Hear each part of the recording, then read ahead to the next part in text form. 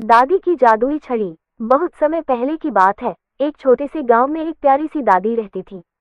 उनकी एक छड़ी थी जो किसी जादुई छड़ी से कम नहीं थी। ये छड़ी गांव के लोगों के लिए हमेशा मददगार रही थी। दादी इस छड़ी को बहुत प्यार करती थी और इसे अपने साथ हमेशा रखती थी। एक दिन गांव में एक बड़ा संकट आ गया। गांव के पास का नदी अचानक सूख गया, जिससे गांव की फसलें मुरझा गई और पानी की भारी कमी हो गई। गांव वाले बहुत चिंतित थे, क्योंकि बिना पानी के उनकी फसलें नहीं उग सकती थी और वे मुश्किल में पड़ गए थे। गांव वालों ने दादी से मदद की गुहार लगाई।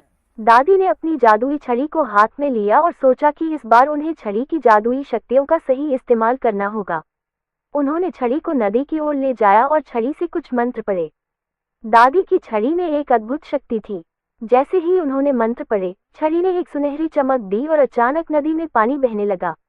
गांव वालों ने देखा कि नदी फिर से भरने लगी है और पानी के बहाव ने उनकी फसलों को फिर से जीवन दे दिया। गांव वाले खुशी से उन्नति में मग्न हो गए और दादी को धन्यवाद कहा।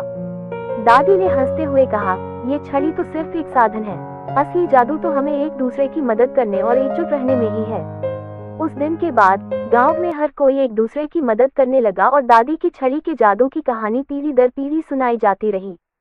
इस तरह दादी की जादुई छड़ी ने गांव को संकट से उबार दिया और लोगों को सिखाया कि एकता और सहयोग से बड़ी समस्याओं का समाधान किया जा सकता है।